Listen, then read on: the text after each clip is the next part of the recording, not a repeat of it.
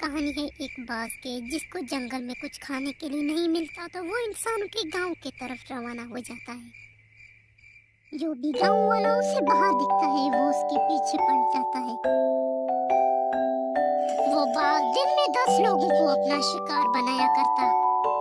गांव वाले हमेशा घरों में ही कैद रहते थे और वो बाघ हमेशा दरवाजों के सामने खड़ा हो जाता था। अगर कोई भी घर से बाहर निकलता तो वो आसमान का सफर किया करता था, यानी कि वो बाज का शिकार बना करता था। कार्तिक जी, आप बाहर भी नहीं निकल सकते और घर का पूरा राशन खत्म हो गया। कार्तिक जी, नायरा, आप भी चॉइस करो, हम बाज का शिकार बने या भूखा मर जाए। आप बैठो यहाँ, मेरे बच्चे भूखे हैं, मैं खुद ही कोई राशन लेके आती हूँ बाहर से। माँ की दिल तो आखिर माँ की दिल ही होती है। नायरा खुद घर से बाहर निकल जाती है कुछ ढूंढने के लिए। उसका पूरा परिवार भूखा था। ऐसे मानो जैसे बाज पहले से ही नायरा का इंतजार कर रहा था। जैसे ही नायरा बाहर निकलता है वो बाज उस पर झपट पड़ता है। नायरा चीखती रही, चिल्लाती रही, वो बाज उसे अपने साथ उठाकर घने आसमान में ले जाता है। वो बाज नायरा को अपने बच्चों का खाना बनाती है। एक दिन बाज के चोंच बढ़ता है और उसके नाखून भी बढ़ते हैं और उसके दूसरे पंख निकल आते हैं।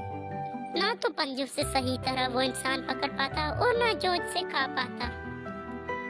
इसी तरह से कई दिन गुजर जाते हैं। गांव वाले भी निडर होकर अब थोड़े थोड़े घर से बाहर निकलने लगते हैं। इस घड़ी में बाज हार मानने वाला कहाँ था। वो पत्थर पर मार मार कर अपना चोंच तोड़ देता है। वो अपने नाखून भी बहुत तोड़ता है और वो बहुत कमजोर होकर वहीं गिर जाता है। इसी तरह समय गुजरने लगता है और गांव वाले भी उस बाज के बारे में भूल जाते हैं। इस तरह से बहुत समय गुजरते हैं। 2 महीने हो जाते हैं। 2 महीना बाज कुछ बिना खाए पिए ऐसे ही जीवित रहता है और अब बाज बच जाता है और उसके नए चोंच पर सब निकल आते हैं और अब वो इंसान के गांव की तरफ वापस रवाना हो जाता है। अरे ये बाज वापस कहाँ से आ गई? ये तो इधर ही आ रही है। अरे मर गई रे। मोटू बेचारी पूरी जान लगाकर घर की तरफ भागने लगती है लेकिन बाज उसके पीछे पड़ जाती है। तभी मोटू गिर जाती है और वो बाज उसके बच्चे को अपने साथ उठाकर ले जाती है। एक रात को उसी गांव में एक परी गुजर रही थी। तभी वो परी देखती है कि मोटू जमीन पर बैठकर जोर जोर से रो रही है। अरे मेरे बच्चे को बाज क्यों अपने साथ उठाकर ले गए? मुझे उठाकर ले जाते, उस मासूम को छोड़ देते। क्या? कौन बाज? आपके बच्चे को उठाकर ले गया? मैं अभी उसे लेकर यहाँ आती हूँ और उसे सजा देती हूँ। परी की ये बात सुनकर मोटू बहुत ज्यादा खुश हो जाती है कि अब बाज को सजा मिलने वाली है। उस परी ने अपनी जादुई शक्ति से उस बाज को एक कागज के अंदर कैद कर लिया और उसे अपने साथ उठाकर ले गई। हेलो दोस्तों, अगर वीडियो पसंद आ रहे तो आप हमारे YouTube चैनल को सब्सक्राइब करो। Bye bye.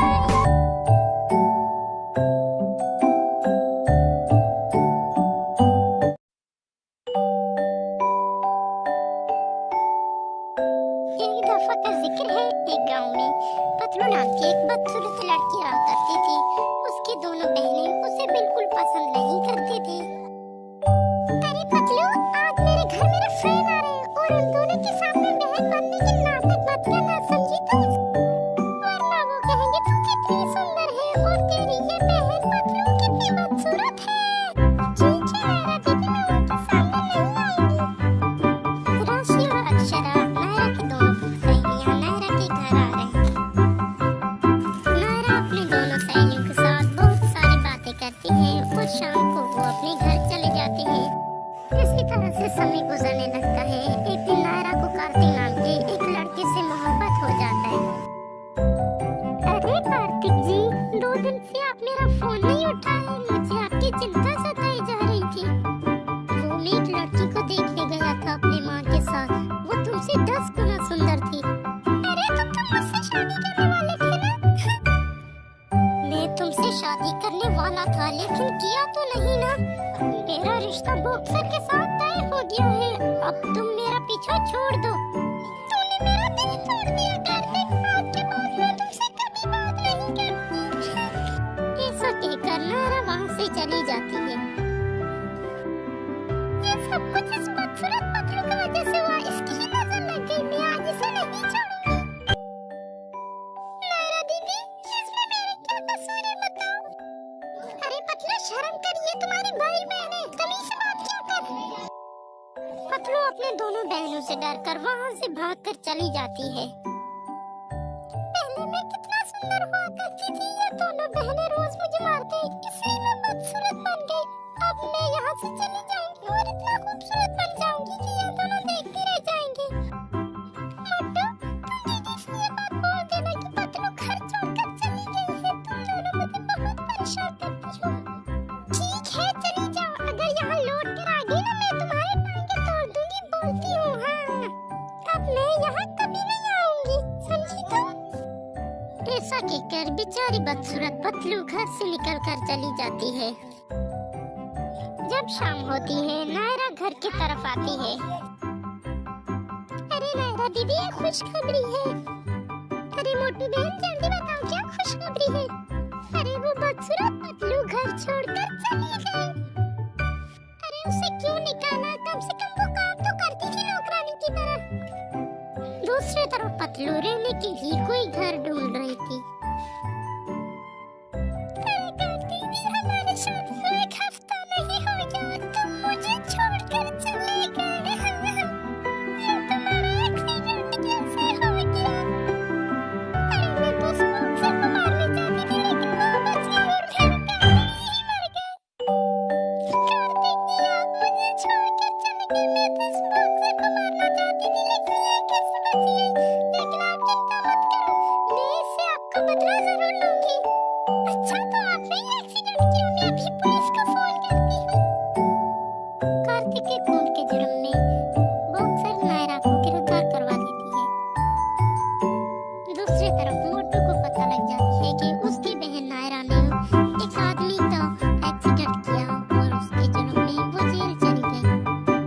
मैं हमेशा पतलू को ही गलत समझा करती थी, लेकिन नायरा दीदी खुद ही ऐसी लड़की है और मैंने बेचारी पतलू को हमेशा डांटा और उसे रोज मारा, उसे घर से निकाला। नायरा दी ने क्या कहा कि वो मुफ्त में काम तो करती थी नौकरानी की तरह। अब मोटू को अपनी गलती की एहसास हो जाती है और वो पतलू को ढूंढने के लिए चली जाती है।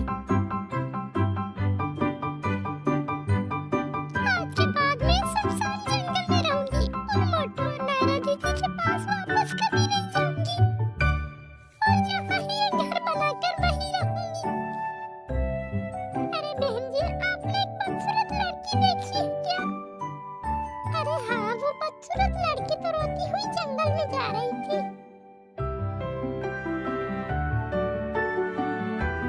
वहाँ उसने देखा तो पतलू एक कोने में रो रही थी।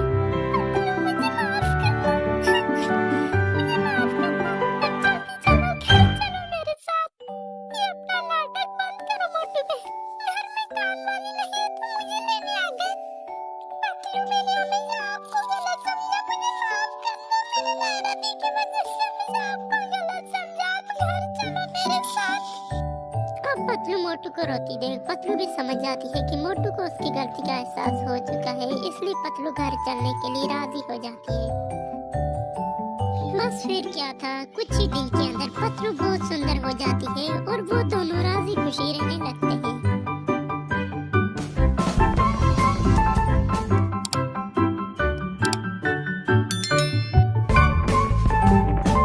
अरे मोटू बेटा, तेरी शादी को कितने साल हो गए और ये औरत माँ नहीं बन सकी। तुम आज एक दूसरी शादी कर दो। सासू माँ, प्लीज आप ऐसा मत करवाइए, जब खुदा राजी हो जाएंगे तो मुझे वो बिल्कुल औलाद दे देंगे, प्लीज ऐसा मत करवाइए। मोटू पतलू एक लड़के से प्यार करती थी, अब वो उससे शादी करना चाहती थी। अरे मोटू, आप पहले उस घसीटा को घर से निकालो, फिर मैं आपसे शादी करूंगी। हाँ, बोल देती हूँ, नहीं तो वो मेरे सौदा मानकर मुझे रोज ताने देगी। मैं वो जैसे आप चाहोगे पतलू जी, मैं अभी उसे तलाक देता हूँ, फिर तो आप मुझसे शादी करोगे ना? माँ, मेरी होने वाली बीवी यही चाहती है कि घसीटा को घर से निकालो, फिर मैं तुमसे शादी करूंगा, मैं किसी की सौतन नहीं बनना चाहती। अरे मोटू बेटा, कम से कम उसे घर से तो मत निकालो, उसे यहाँ का नौकरानी बना के रखते हैं। अरे हाँ, ऐसे ही करेंगे। अरे पतलू जी, आप मुझसे शादी करो, हम घसीदारों को नौकरानी बनाकर रखेंगे अपने घर की, फिर तो तुझे कोई काम करना नहीं पड़ेगा। अरे वाह मोटू जी, मेरी माँ भी ऐसे चाहती है कि मैं आपकी शादी ऐसे घर करवाऊंगी जहाँ तुझे कोई काम करना ना पड़े। जिसके बाद पतलू शादी करने के लिए राजी हो जाती है। इसी तरह से समय गुजरने लगता है। मोटू और पतलू की शादी हो जाती है। वो दोनों एक दूसरे को पाकर बहुत खुश थे। दूसरी तरफ मोटू की पहली वाली बीवी इस शादी से नाखुश थी। इस तरह से समय गुजरने लगता है। अब हसीना बेचारी घर की नौकरानी बन चुकी थी। अरे माँ जी, आज मैं आपको नहीं छोड़ूंगी। आपकी उस बहू ने मेरे हार चोरी कर दी। बेटा, मुझे पता है कि वो आपकी सौतन है, लेकिन मुझे उस पे पूरा यकीन है, वो ऐसे काम नहीं कर सकती। अच्छा, तेरे भी बाल निकल आए हैं बुढ़िया। देख, मैं आज तुझे नहीं छोड़ूंगी बुढ़िया। तुमने और तेरी उस बहू ने मेरी हार चोरी कर दी। ऐसा कहकर पतलू अपनी बूढ़ी सास को बहुत मारने लगती है। अरे पतलू, आप मेरे एक से तो हार ले लो, लेकिन मेरे माजी को मत मारो। अरे कम से कम उसकी उम्र का तो लिहाज करो पतलू। सीधा पतलू को अपने सारे हार हिलाकर देती है और अपने सास को बचा लेती है। अरे ये मोटू कैसी बहू लेकर आ गई? ये बहू नहीं, टांग है नाना। कितना मारा, मुझे बहुत दर्द हो रहा है। इसी तरह से शाम हो जाता है और मोटू अपना काम खत्म करके अपने घर की तरफ जाता है।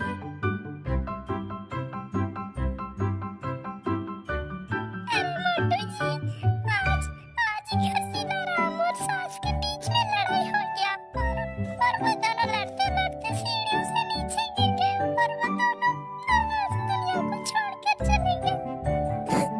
अरे पतलू, ये बहुत बुरा हुआ। मेरे माँ और मेरी बीवी दोनों की मौत अच्छी नहीं हुई। अरे मोटू जी, अब आप मत रोइए, मैंने बहुत रो लिया।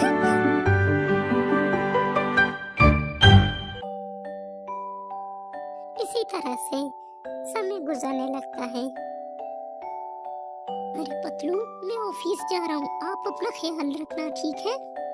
अरे मोटू जी, आप चिंता मत करें, आप आराम से जाइए। जिसके बाद मोटू ऑफिस की तरफ रवाना हो जाते हैं। ओह गॉड, मैं अपना मोबाइल घर भूल गया और मुझे देर हो रही है ऑफिस। मैं जल्दी मोबाइल लेके आता हूँ। शुक्र है कि मैंने अपने सास और अपने सौतन को पहले से ही खत्म कर दिया, नहीं तो वो मेरी सच्चाई मेरे पति मोटू को बता देते थे। पतलू इस बात से अनजान थी कि उसके पति मोटू उसके पीछे खड़ा उसके सारे बातें सुन रहा है। कहते हैं ना, 100 दिन चोर का एक दिन साथ का। अब मोटू को इस बारे में पता लग जाता है। बस फिर क्या था, मोटू पतलू को कानून के हवाले करती है। उसके बाद से मोटू राजी खुशी से रहने लगता है। हेलो दोस्तों, अगर वीडियो पसंद आए तो लाइक, कमेंट और सब्सक्राइब करें। Okay bye. लेकिन दोस्तों, हम आपको एक खबर अदा करते हैं कि हमारा आईडी एक और आदमी चला रहा है। मुझे नहीं पता वो कौन है, लेकिन मैं इतना जानती हूँ, वो मेरे आईडी पे गलत तस्वीरें लगा रहा है। दोस्तों, मेरा विश्वास करो, वो मैं नहीं हूँ। एक नदी के उस पार पतलू नाम की एक लड़की रहती थी और पतलू के उस पार मोटू नाम का एक शहजादा रहता था। वो दोनों एक दूसरे को पसंद करते थे और शादी करना चाहते थे, लेकिन एक नदी के उस पार था तो दूसरा नदी के उस पार। इस वजह से वो दोनों हमेशा परेशान रहते थे।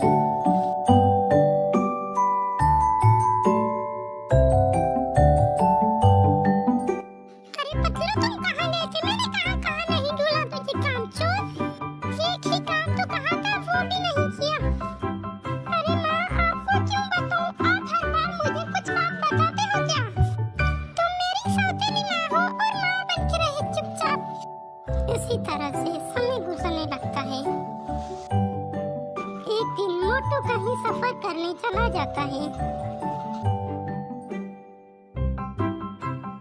पिछले एक हफ्ते से पतलू से मिलने मोटू नहीं आ रहा था। इस बात को लेकर पतलू बहुत उदास थी। दूसरी तरफ मोटू को सफर के दौरान कुछ जंगली जानवर पकड़कर मारकर खाते हैं।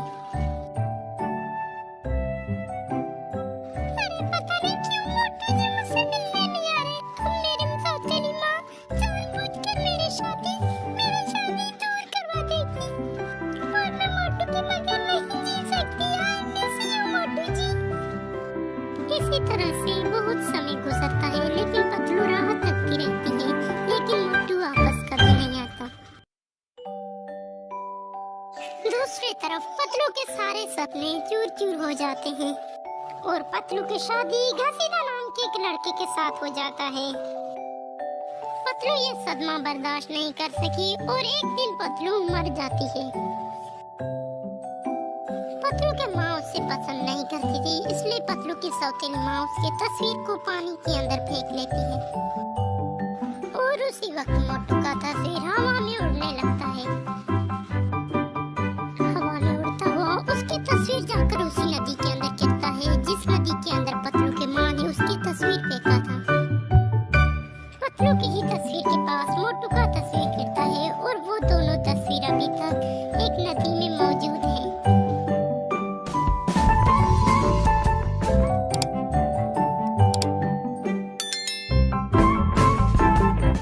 ये कहानी है जोनी के, जो अपने बेटे जॉन के साथ रहा करता था। अरे बेटा जॉन, मैं कुछ काम के लिए जा रहा हूँ, तुम मेरे डॉगी को घुमाने ले जाना। ठीक है पापा, अब चले जाना, मैं टॉमी को घुमाने ले जाऊंगा। जॉन के पापा सारे जानवरों को जॉन के सहारे छोड़कर वहां से चले जाते हैं। जॉन अपने गायों को चारा डाल रहा होता है, तभी उसका फ्रेंड मोटू वहां आता है। अरे जॉन, जल्दी जल्दी काम खत्म करो, आज हम दोनों मूवी देखने जाएंगे। अरे मोटू, और मुझे टॉमी भी घुमाने ले जाना है। अरे जॉन, तुम चिंता क्यों कर रहे हो, हम टॉमी को भी अपने साथ ले जाएंगे। वैसे हमारा टॉमी बहुत समझदार है, क्यों टॉमी? ये सुनकर टॉमी अपना पूंछ हिलाने लगती है। ये देखकर जॉन बहुत खुश हो जाता है और मोटू से कहता है कि हमें शाम होने से पहले ही वहां जाना पड़ेगा। वो दोनों शाम होने तक सारा काम निपटा कर मूवी देखने के लिए चले जाते हैं। वो दोनों जंगल के रास्ते से मूवी देखने के लिए चले जाते हैं। अरे वो लोग टॉमी को अंदर आने नहीं देंगे मोटू, हम टॉमी को बाहर एक पेड़ से बांध देंगे, ठीक है? वहां पहुंचकर वो टॉमी को एक पेड़ से बांध लेते हैं।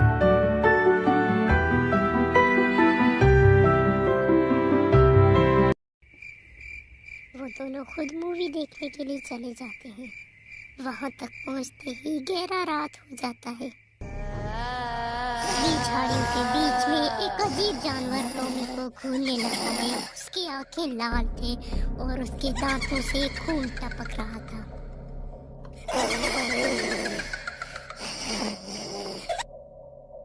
तभी टॉमी की नजर झाड़ियों पर पड़ता है। झाड़ियां हिल रहे थे। एक अजीब जानवर टॉमी को घूर रहा था। वो अजीब जानवर टॉमी को घूरने लगा। उसके दांतों से खून टपक रहा था। उस अजीब जानवर को देखकर टॉमी अपने पट्टे को जोर जोर से खींचने लगता है।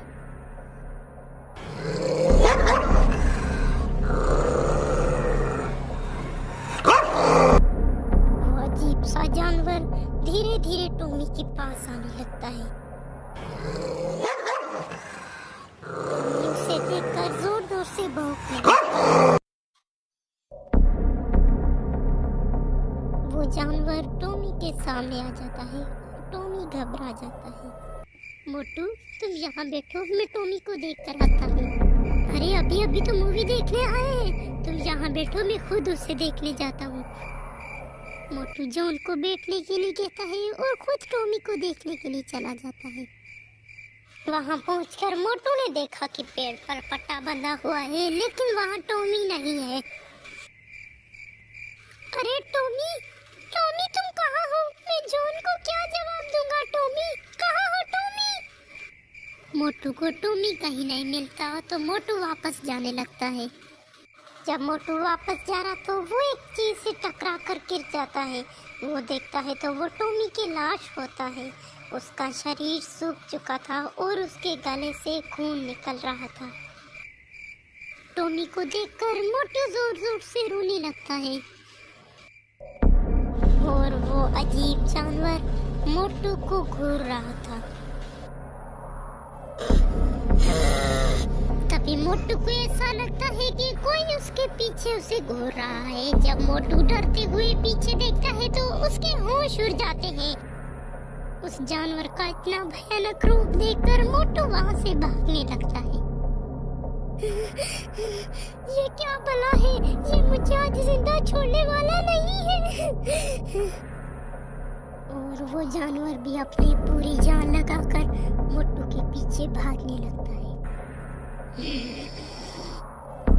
और वो जानवर मोटू की पीठ पर हमला करने के लिए मोटू के ऊपर कूद जाता है। मोटू वही जमीन पर गिर जाता है। वो जानवर अपने नुकीले हाथों से मोटू को उठा लेता है। मोटू चीखता रहा, चिल्लाता रहा। वो जानवर नहीं रुका और मोटू का खून पीने लगा। अरे मूवी खत्म होने वाला है और अभी मोटू टॉमी को देखकर नहीं आया। अब मैं खुद ही जाकर देखता हूँ। मोटू बहुत देर करता है और जॉन वहां से उठकर मोटू को ढूंढने के लिए चला जाता है। वहां पहुंचकर जॉन देखता है तो पेड़ पर पट्टा बंधा हुआ है, लेकिन टॉमी वहां नहीं है। अरे मोटू तुम कहाँ हो और टॉमी तुम कहाँ हो? टॉमी, मोटू तुम दोनों कहाँ हो पता नहीं। जॉन को वो दोनों कहीं दिखाई नहीं देते। जॉन अपने घर चले जाते हैं।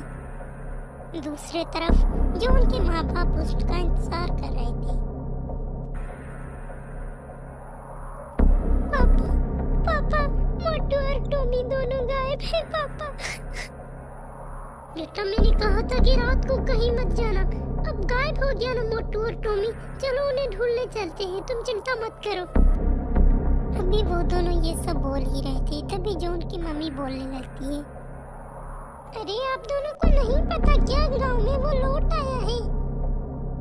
अरे क्या बोल रही पतलू, कौन लौट आया है? कहीं वो छुपा काबड़ा तो नहीं आया है पतलू? अरे हाँ वो तो आई है। पापा ये छुपा काबड़ा कौन है? अरे उसका नाम मत लेना, वो शैतान का पालतू जानवर है छुपा काबड़ा। वो 10 साल में अपना पेट भरता है। पापा कहीं उस छुपा काबड़ा ने मेरे टॉमी और मेरे दोस्त मोटू को उन्हें हम कल ढूंढेंगे, इस वक्त तुम लोग कहीं मत जाना। पतलू उन दोनों को रोकने की बहुत कोशिश करती है, लेकिन जॉन और जॉनी वहां से चले जाते हैं।